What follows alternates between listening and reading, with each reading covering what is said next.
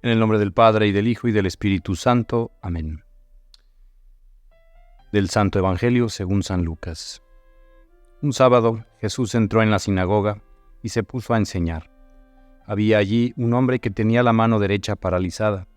Los escribas y fariseos estaban acechando a Jesús para ver si curaba en sábado y tener así de qué acusarlo. Pero Jesús, conociendo sus intenciones, le dijo al hombre de la mano paralizada: «Levántate y ponte ahí en medio».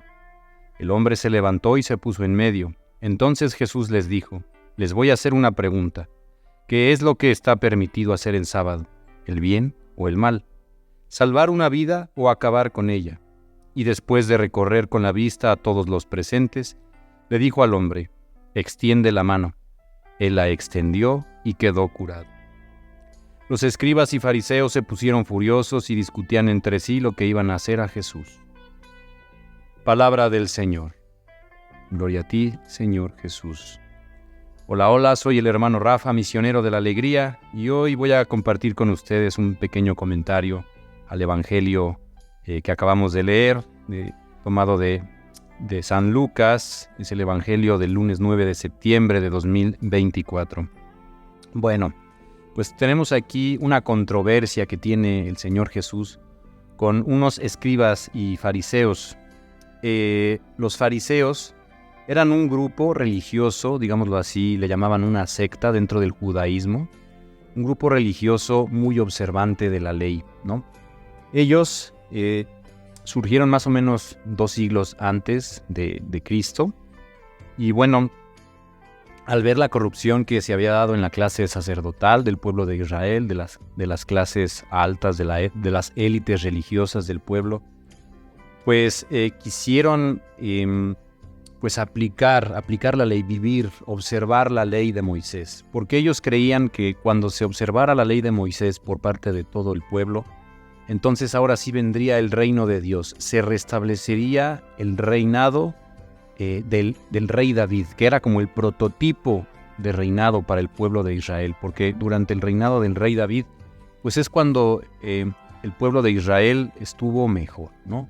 Había paz en sus fronteras, había prosperidad económica, etcétera, etcétera. Entonces, ellos tenían esta idea de que iba a venir un rey, el rey Mesías, y pues bueno, para que llegara ese rey, ese Mesías, el pueblo tenía que cumplir su parte de la alianza, que era cumplir la ley.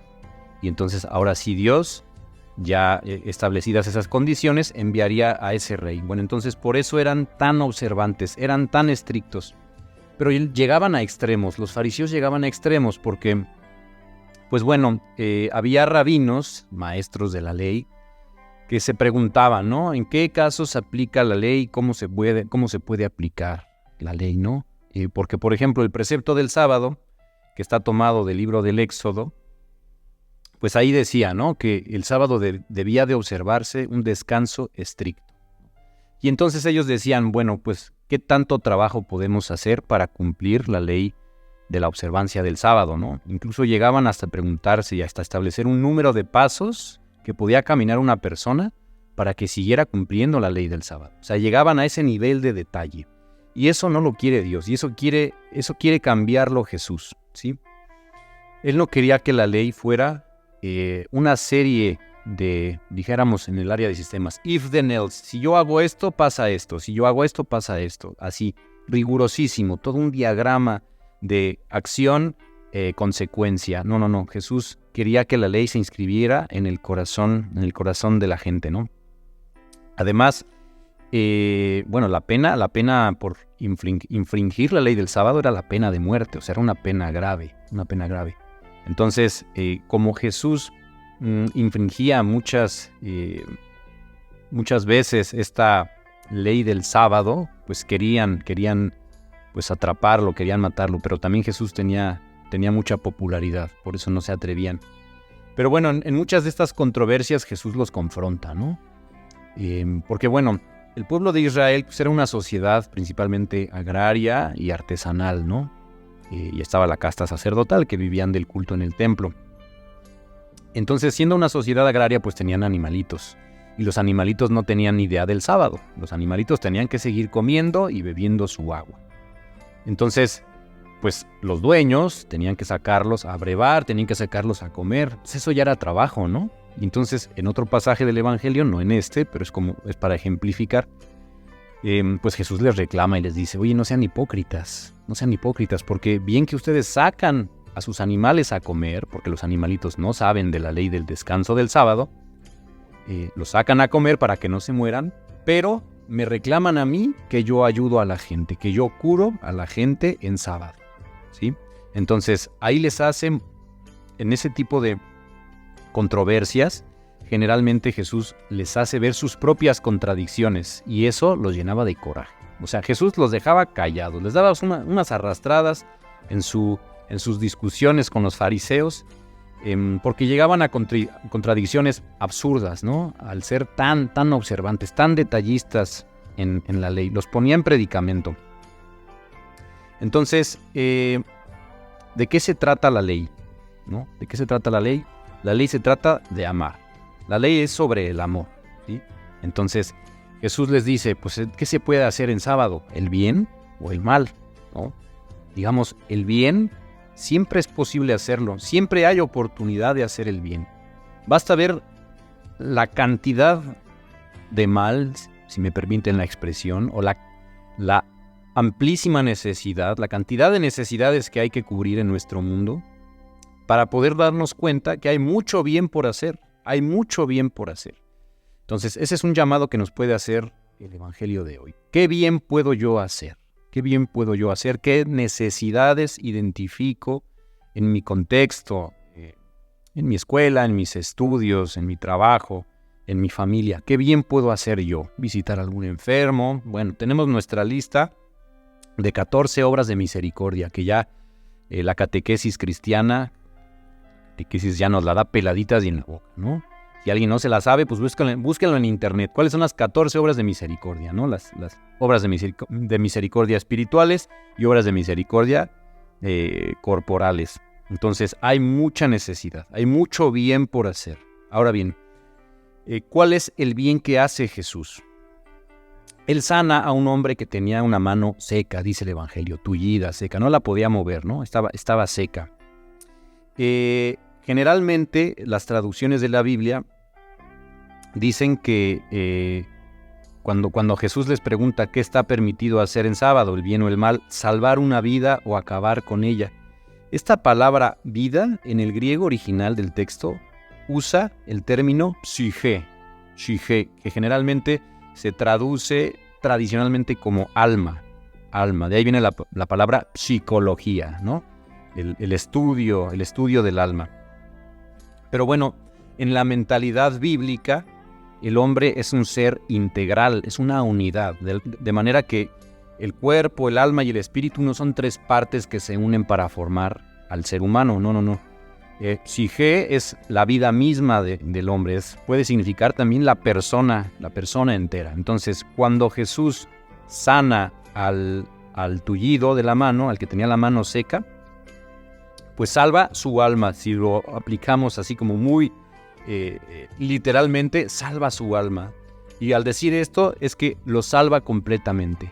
Al sanar la mano de este amigo, está significando que Jesús viene a salvarnos completamente. Jesús a eso vino al mundo, a salvar a todos los hombres, pero también a salvar a todo el hombre. No nada más salvar nuestra alma, que a veces tenemos esa idea equivocada, ¿no? De que el alma es como un fantasmita que pilotea un cuerpo, ¿no? Y entonces el cuerpo es como la cárcel del alma y cuando nos morimos, pues esa alma queda liberada de ese cuerpo. Eso se puede entender de alguna manera, ¿no? Es como una metáfora. En realidad el hombre pues es una unidad multidimensional, ¿no? Eso sí, cuando el hombre muere, pues algo queda del hombre, ¿no? Que es lo que llamamos el alma, porque el hombre sigue subsistiendo, no se aniquila, no deja de existir después de la muerte. Sin embargo, Jesús viene a salvarnos completitos. Y esto se deja ver, por ejemplo, en la resurrección, ¿no? Cuando una persona muere, sí, digamos, esa parte espiritual, esa dimensión espiritual sigue subsistiendo, pero ese no es el estado definitivo. Esa alma queda en espera de la resurrección de la carne, queda en espera de volvernos a unir a nuestro cuerpo. a nuestro cuerpo. Entonces, esa va a ser ya, digamos, la manifestación definitiva de la salvación, la resurrección, ¿no? Entonces Jesús viene a salvarnos completamente. Un dato que nos puede ayudar a entenderlo bien esto es que salvación, por ejemplo, se dice en latín salus, salutis, ¿no? Salus, de ahí viene también salud. Entonces, en este caso concreto, Jesús le devuelve la salud del cuerpo a este hermano, pero de alguna manera está significando la salvación que viene a traer Jesús. Por eso San Juan en su Evangelio habla de signos, ¿no? Signos. Jesús cuando obra un milagro, pues esos milagros son signos de la presencia del reino de Dios en el mundo. ¿Y qué es el reino de Dios? Pues no es otra cosa que Dios que viene viene al encuentro del hombre. Viene al encuentro del hombre en el lugar del hombre. Viene al mundo, ¿no? Bien, entonces vamos a recapitular y vamos a poner una, ya para cerrar esta pequeña reflexión. Pues bien, el bien, decíamos, el bien hacerlo siempre es oportuno. Siempre es oportuno hacer el bien. Siempre hay oportunidad de hacer el bien. ¿Okay? Siempre hay necesidades, ¿sí? Otra cosa. Este precepto del sábado, para los judíos, en el cristianismo, pasó al domingo. Y el precepto es la misa dominical, ¿no? Entonces, esa misa dominical es un precepto absoluto. Podríamos decir que no. Es un precepto importantísimo y necesario, pero no es absoluto. ¿A qué me refiero? Que no estamos obligados a cumplirlo en absolutamente cualquier circunstancia, porque si no, pues cualquier enfermo en un hospital estaría atentando contra ese precepto, ¿sí? Estaría atentando contra el precepto dominical, y no es así. Entonces, de alguna manera, el cristianismo establece una flexibilidad en el cumplimiento de ese mandamiento, ¿no? Eso sí, no aplica para típico, ¿no? Que hay personitas que dicen, pues vámonos a viajar y no sé qué, y como que la misa dominical la dejan en segundo plano, ¿sí? No, ahí no aplica. Aplica para enfermos, para personas, esa flexibilidad me refiero, aplica para personas que cuidan a enfermos, que no pueden descuidarlos, que tienen que estar todo el tiempo ahí, o personas que tienen que trabajar en domingo. Bueno, pues está la oportunidad de ir en sábado en la noche, pero si aún así no pueden, bueno, pues ese precepto en ellos no es obligatorio, ¿sí? Ahí está la flexibilidad que introduce el cristianismo al respecto de ese precepto del Shabbat, del sábado. Y bueno, finalmente, retomando esa idea de la salvación, pues es eso, ¿no? La salvación total del ser humano, la salvación total. Cristo vino a salvarnos totalmente. Hay personas que a mí me sorprende, que tienen una salud impresionante y pueden llegar a los 90, 95 años y parece que no tienen ninguna enfermedad. Este servidor que les habla, a sus 30 y 10 años, pues ya tiene algunos achaques. Pero hay personas que tienen una salud impresionante, ¿no? De todas maneras, tengamos enfermedad, no tengamos enfermedad, la hayamos adquirido a cualquier edad, pues vamos a morir. Nuestro cuerpo es mortal, ¿sí? La vida definitiva, la vida que vino a traernos Cristo, es la vida en abundancia, y esa consiste en la comunión con Dios. Y esa comunión con Dios trasciende esta vida. Esa comunión con Dios pasa a la otra vida, que será el estado definitivo de todos y cada uno de nosotros. Y ahora sí, un último puntito de reflexión finalmente. Sobre el descanso, el precepto del sábado era pues para de alguna manera obligar al ser humano, al hombre, a descansar. ¿Qué tipo de descanso voy a tener? ¿Qué tipo de descanso yo aplico? ¿Cómo vivo mi descanso? ¿Cómo vivo mi ocio? Hay un ocio sano que nos permite pues ser creativos, que nos permite leer, que nos permite desarrollar el intelecto y otras facultades nuestras. Pero hay un descanso nocivo, que es el que generalmente se aboca en los excesos, ¿no? Entonces también hay que tomar en cuenta y hay que reflexionar acerca de cómo aplicamos nuestro descanso. Bien, pues eso es un poquito lo que quería compartir con ustedes. Gloria al Padre y al Hijo y al Espíritu Santo, como era en el principio, ahora y siempre, por los siglos de los siglos. Amén. Amado Jesús, quédate con nosotros. María, Reina de la Comunidad, quédate con nosotros, se los pedimos con todo el corazón. En nombre del Padre, del Hijo y del Espíritu Santo. Amén.